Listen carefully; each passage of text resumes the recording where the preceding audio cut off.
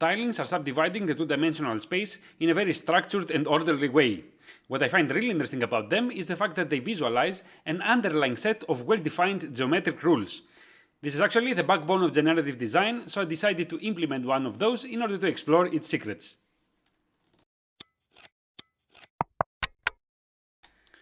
Hello and welcome to my workshop. My name is Yannis Perisoratis and today we're going to code with processing the Pinwheel Tiling Algorithm. It's a very simple yet powerful algorithm that generates a non-periodic pattern of orthogonal triangles. As a bonus, in the end of the session, we're going to extract instructions for a CNC machine which is equipped with a pen holder in order to print our pattern on paper. But before we go there, before we start coding, let's have a look at the algorithm itself and analyze it step by step. So here we are in two-dimensional space drawing an orthogonal triangle.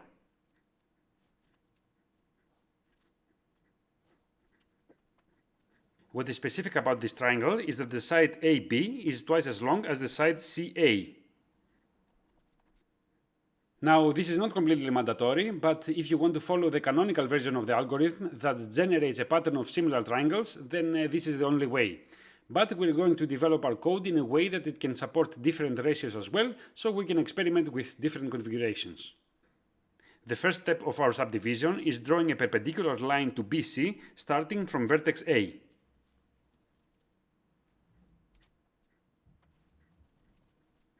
Now the next step is finding the middle point of side AB. For our next step, we need to draw a perpendicular line to AD starting from point E. Next, we need to connect the point E with the point D. And for the last step, we need to draw a perpendicular line to BC starting from point E. So this is the result of our first iteration that generates 1, 2, 3, 4, 5 similar orthogonal triangles. Now, when I say similar, I mean in the Euclidean term similar, which means that these triangles have the same inner angles, but they are either rotated or translated or mirrored or scaled versions of each other. Now for the next iteration, we need to choose one triangle at a time and repeat the whole process from step 1.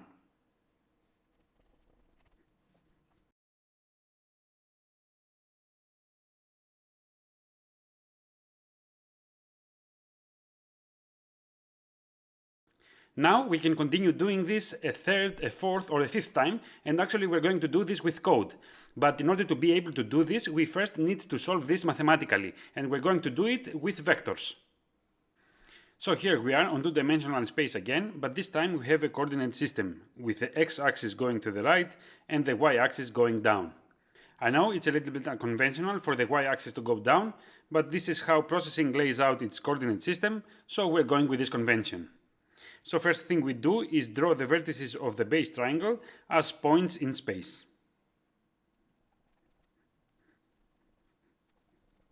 Now each point can be described with a vector starting from the origin point O and extending to that point. A vector is a mathematical entity that is visualized with an arrow that indicates its direction. It also has a magnitude that is the length of that vector and has a starting point that in this case is the origin point O.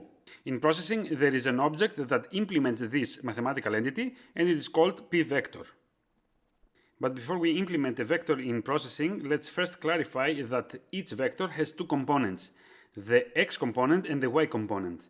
The x component is the projection of that vector on x-axis, and the y component, which is the projection of that vector on y-axis.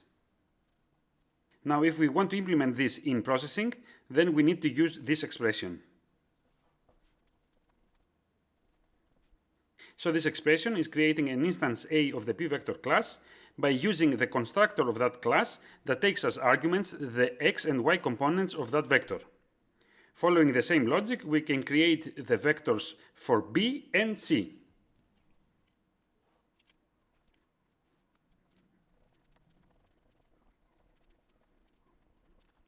Now, if we want to create a line between point A and point B, then we need to use the processing function line.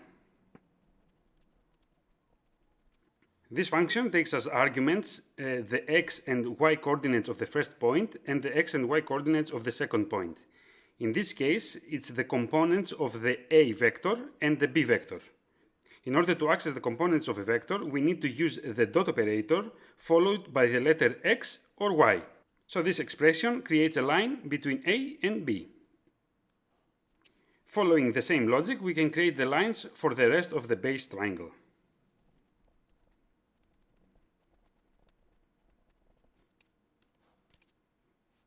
Before we start subdividing, let's implement what we have in processing.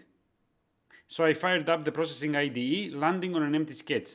First thing we do is saving the file as Pinwheel. This is actually the main implementation file that requires two functions in order to work: the setup function and the draw function. The setup function runs only once in the beginning of the program and holds the basic settings of our application. And the draw function runs in a loop unless we define it not to, and actually we will define it not to, since our outcome is a still image and not an animation. First thing we do is defining the size of the output window and its background color. So let's test it out.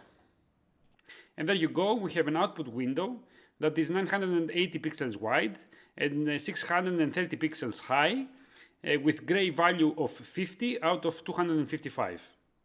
What we need next is a class that describes the attributes and functionality of our base geometry, which is a simple orthogonal triangle. So let's go ahead and create a new tab and name it triangle with a capital T. Let's start by creating the basic structure of our class. So first thing we do is create a constructor that takes as arguments the three vertices of our orthogonal triangle as vectors.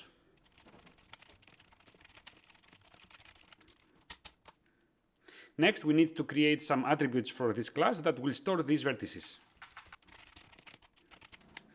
So let's store the vertices that the user gives into the attributes of the class.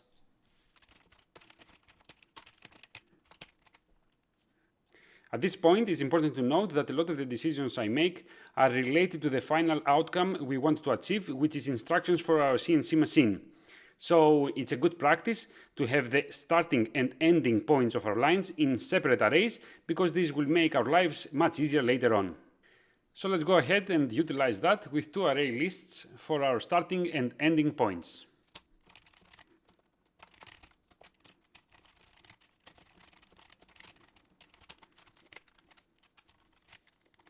The reason I chose the array list object is because they are flexible arrays, meaning that you can add and remove objects within them without any problem, and actually they're providing the methods to do that with an ease. Next, let's create a method that displays the triangle on the output window.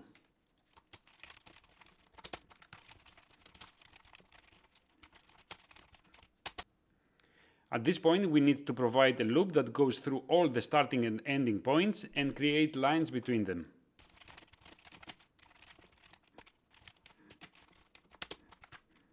And of course, we're using the line function that I told you before.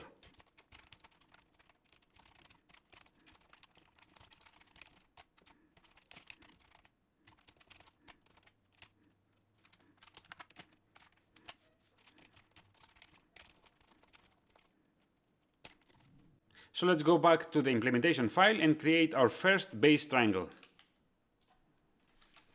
First we declare it. Next we create a variable padding. In the setup function we have to create the vertices of the triangle as vectors.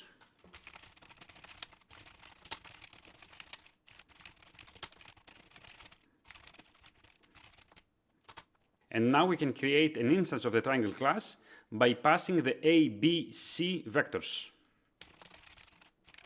Now we need to populate the starting points and end points arrays in order to be able to visualize its sides.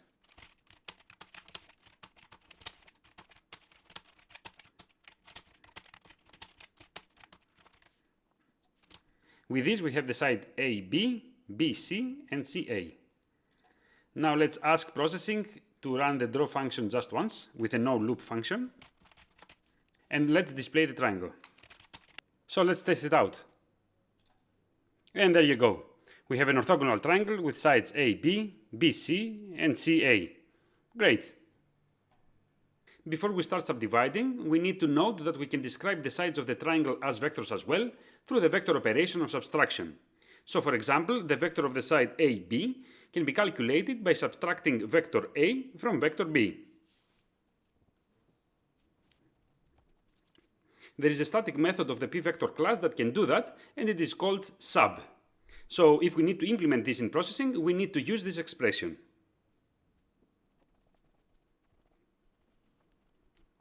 So what this expression does, it creates a new p-vector instance AB by subtracting p-vector A from p-vector B. Following the same logic, we can create the vectors of the rest of the sides.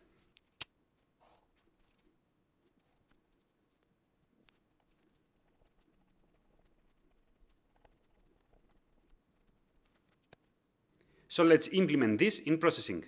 In the triangle class, we first define the sides as p-vectors. Next, we calculate them in the constructor.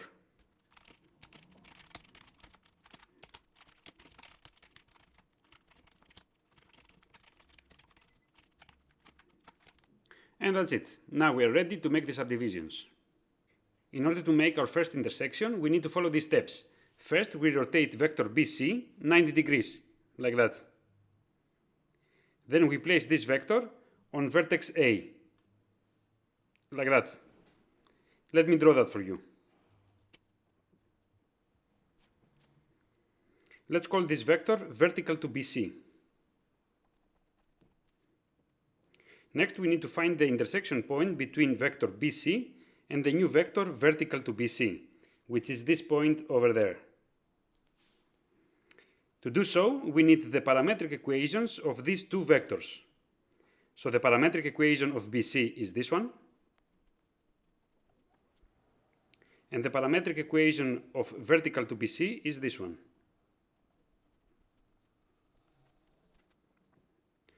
So let me explain what the first parametric equation describes. It actually describes a vector R1 that starts from the origin point O, follows the vector B to the very end of it, so over there, and then it introduces a scalar variable T1 that multiplies the vector BC. So for example, if T1 equals to 0.5, then the vector R1 will end up in the middle of BC. If T1 equals to 1, the vector R1 will end up in the end of BC, over there. Right now, T1 is unknown because we don't know exactly where this point lies on the vector BC. Now from the second parametric equation, R2 is actually the same as R1, but it follows a different path. It starts from the origin point O, follows the vector A to the very end of it, and then it multiplies the vector vertical to BC with another scalar, the scalar T2. So in these two equations, T1 and T2 are unknown, but we know that R1 equals to R2. So we can equalize these two equations.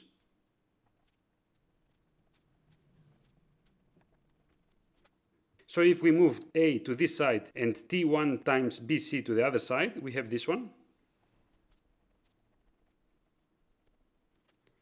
This is actually vector AB, so we can write it like this. So what we actually have here is one equation with two unknowns, but we can expand the components of the vectors.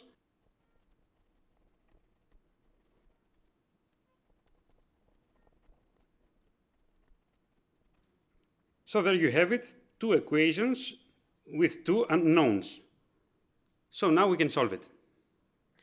So let me change the page and solve this for T2.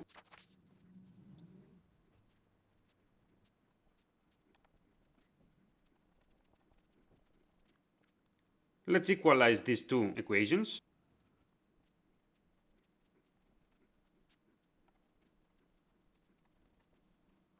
Let's swap sides of the denominators.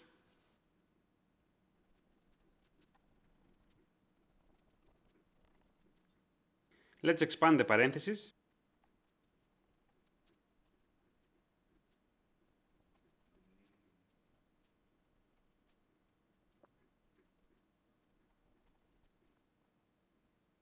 And now we can solve for T1.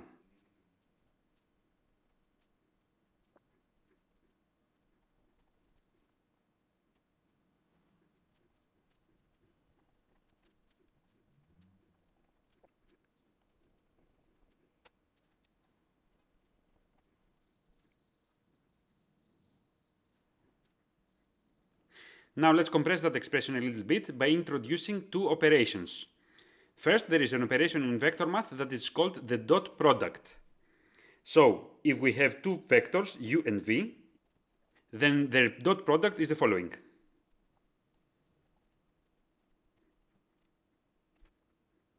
In processing, we can implement this operation with the following expression.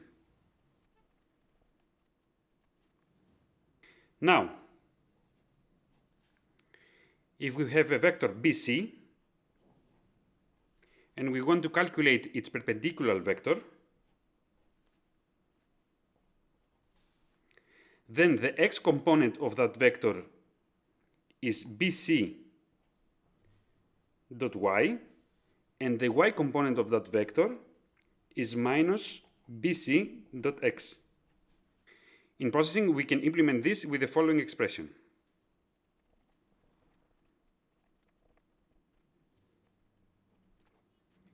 With these two operations in mind, we can rewrite this formula as follows.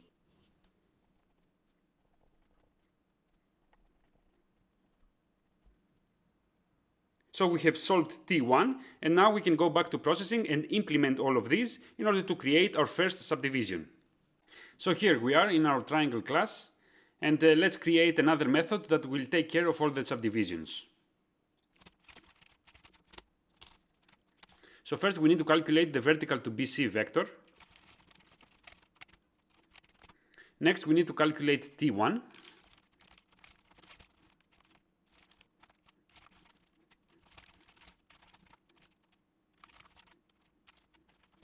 With that, we can calculate the final vector D of the intersection point. First we declare it, and then we calculate it.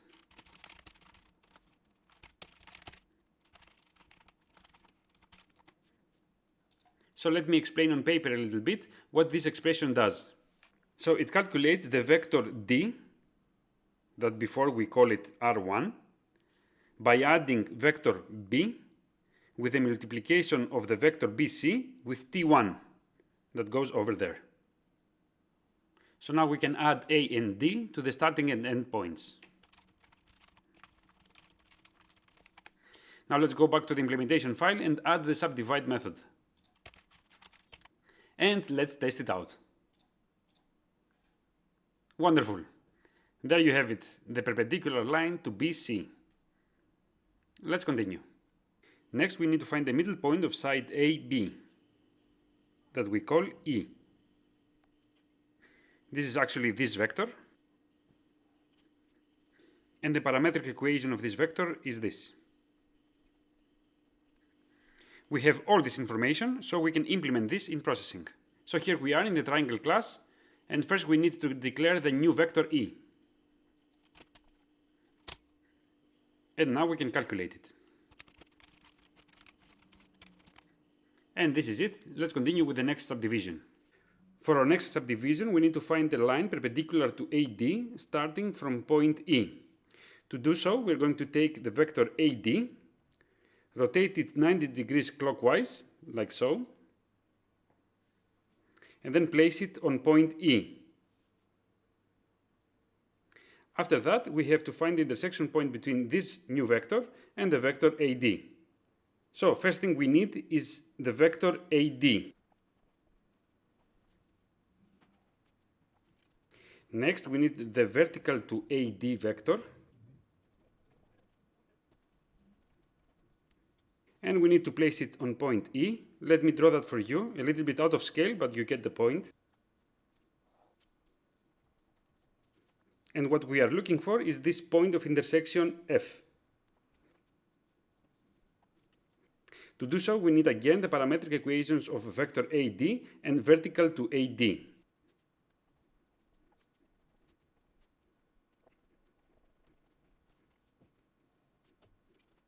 I'm not going to analyze this again. I'm just going to say that R1 is equal to R2 and is equal to F. So solving for T1, we have this equation.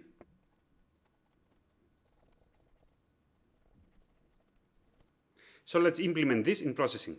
Back in our triangle class, let's declare our new vectors. First we calculate AD. Next we calculate the vertical to AD vector.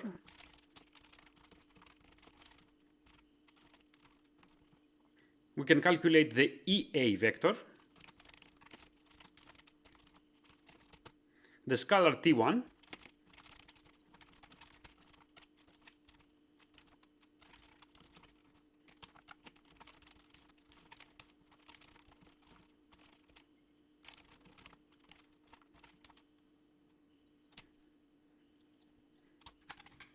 with that we can calculate the vector F,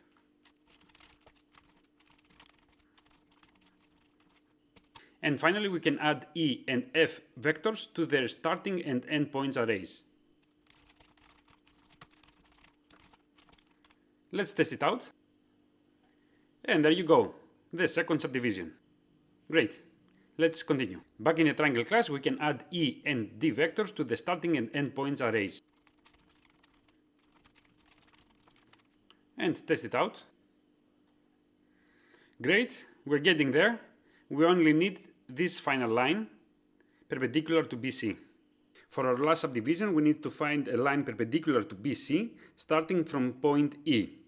This line is parallel to AD, so this time we're going to take the vector AD and place it on point E. After that, we need to solve the intersection point between this vector AD and the vector BC.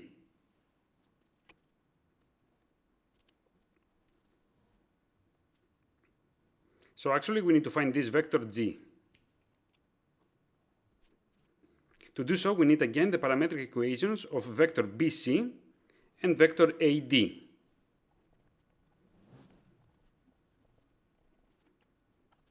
Again, these two vectors equal to vector G.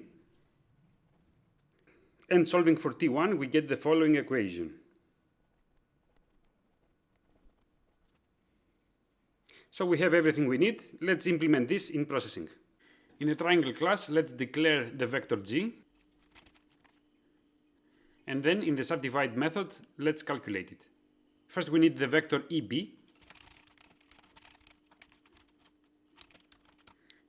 Next we calculate T1.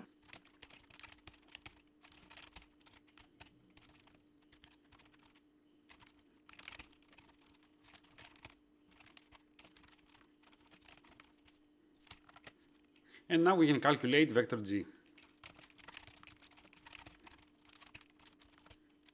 Finally, we add vectors E and G to the starting and end points arrays. So let's test it out. Wonderful. We have all the subdivision that produce 1, 2, 3, 4, 5 orthogonal triangles. That's great. Let's continue with the recursion that will subdivide the resulted triangles even more. In the triangle class, we need an array list that will store all the internal triangles of the specific triangle.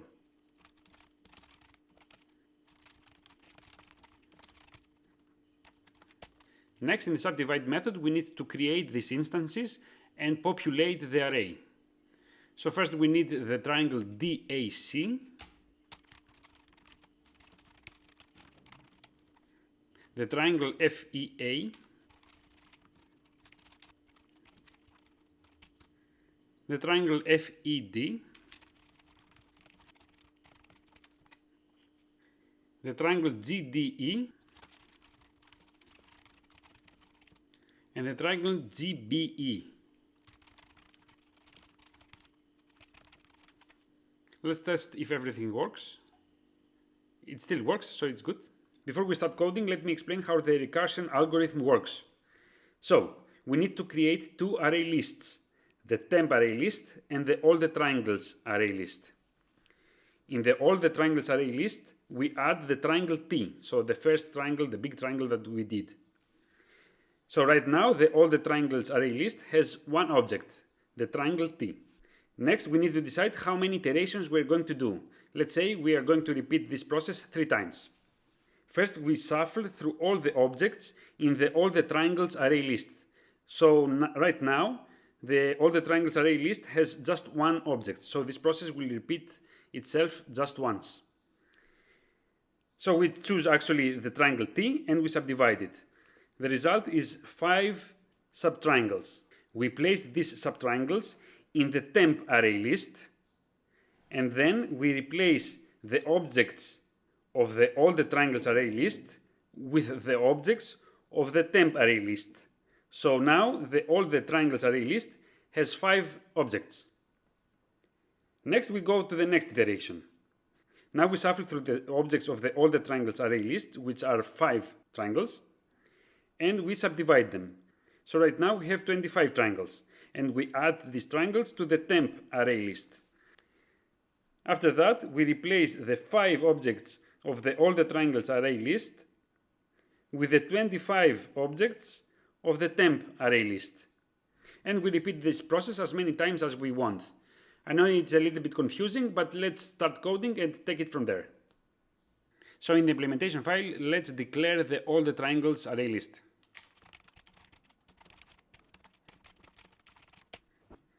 In the setup function, let's instantiate it.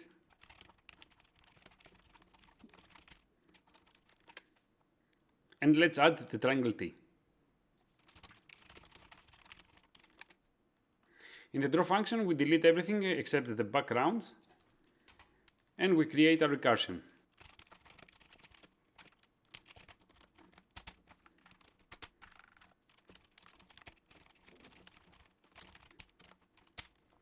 We create the temp array list.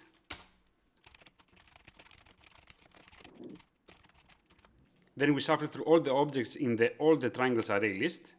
We subdivide. We display. And we add all the subtriangles in the temp array list.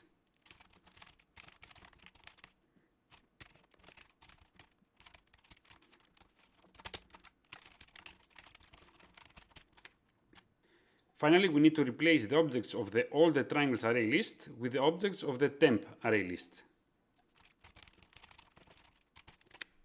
And let's test it out. And there you go. We have 3 levels of subdivision. Let's try 5.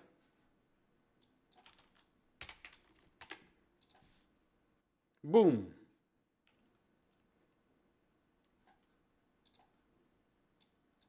Four. Alright, I go with 4. Now we can add another triangle like so and subdivide it as well. So we add another triangle T2. We add the vector of the bottom right corner.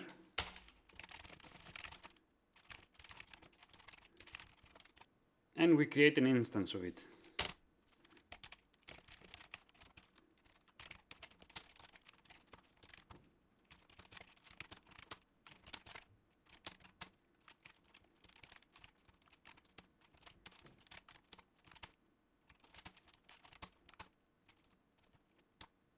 And we add it in all the triangles array.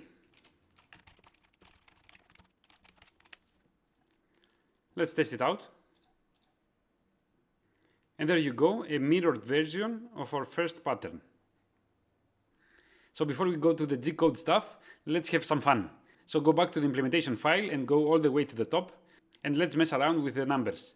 For example, let's change padding from 140 to 40. And let's see what happens.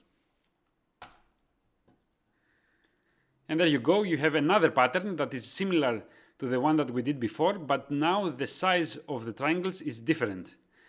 The analogy of the triangles has changed, but the integrity of the pattern is intact.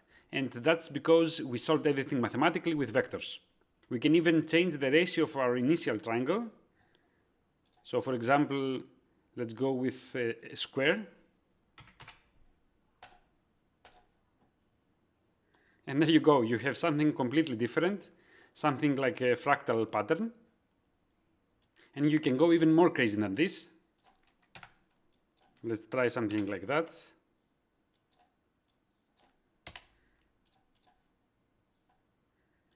And as you can see, with the change of only 3 numbers, you can have multiple outputs, so you can experiment with your own compositions. Let's go back to the GCode stuff. As promised, now we are going to plot our pattern with our CNC machine. To do so, we need to extract from processing a GCode file. Here I have a GCode file opened up for you, and what it is actually a simple text file containing instructions for our machine. Instructions like coordinates or speed of our machine's end point. These instructions are followed by the capital letter G, and therefore it's called GCode, followed by some number according to the command we're going to pass to the machine.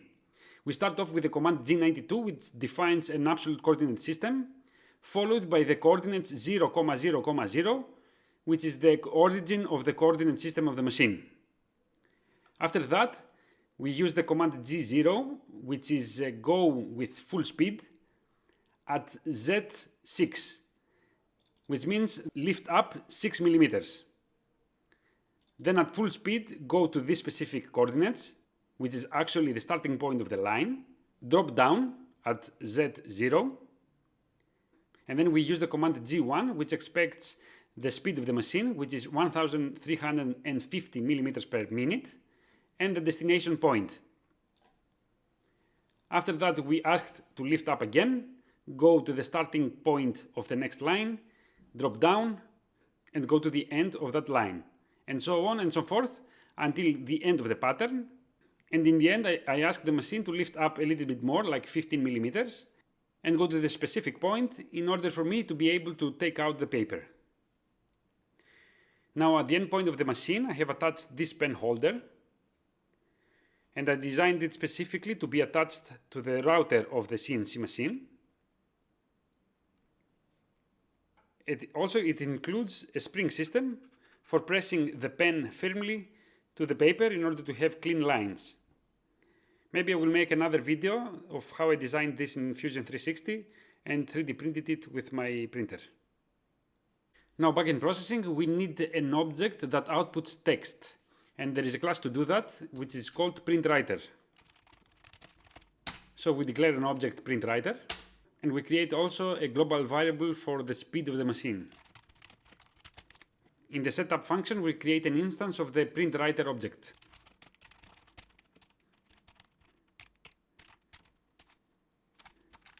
So this function creates an instance of the printWriter object by passing as argument the name of the output file, which is in this case pinwheel.tap. It could be .gcode or .nc, it's the same thing. After that, we add the first line of the GCode.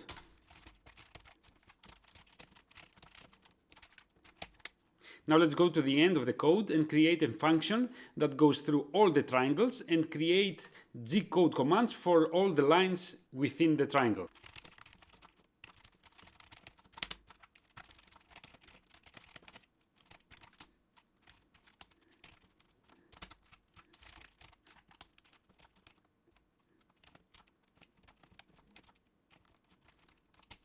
So first we lift up 6 millimeters.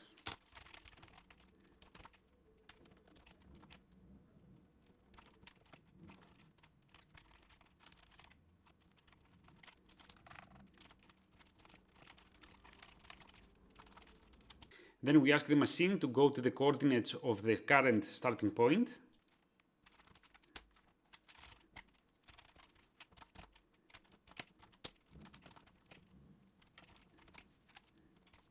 Then we lower the pen at Z0.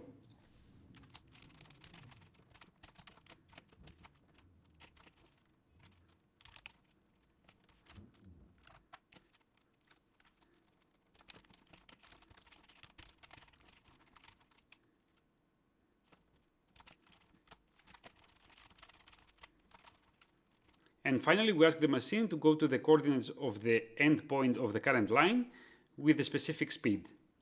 Now within the recursion, we need to add this function. So somewhere around here. And finally, in the end of the draw, we need to ask the machine to get out of the way in order to be able to get the paper out.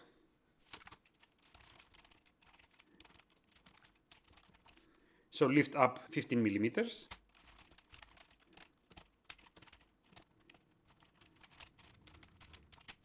and move at this specific location. We flush the file and close it. So let's test it out. So nothing changed, except if we go to the projects folder, we can find the Pinwheel GCode file. So if we open it, we have all the commands. And there are quite a lot. We can test how it looks with an online GCode viewer, like this one, the ncviewer.com. So we can drag and drop the file that we generated. And we have the visualization of our GCode. So these are all the travels that the machine is going to do. Lifting up, dropping down, and going to the specific coordinates. Great. Let's fire up the CNC machine. As you can see, the machine behaves as expected. It lifts up, drops down, and follows the trajectory of the line segments as instructed by the GCode file.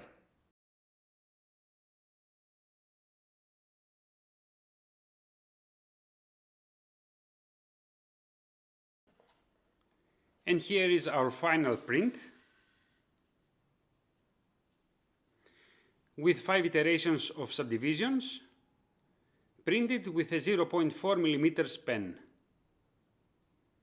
Now, if you're interested in these prints, I made a couple of variations and they're available on my website. You can find more information in the description below. So that's it, guys. I hope you enjoyed it. Don't forget to subscribe, and if you want to support this channel even more, please consider making a pledge on Patreon. It will help me develop projects like this, and as a reward you get access to perks and extra material. Stay creative and see you in the next one. Cheers!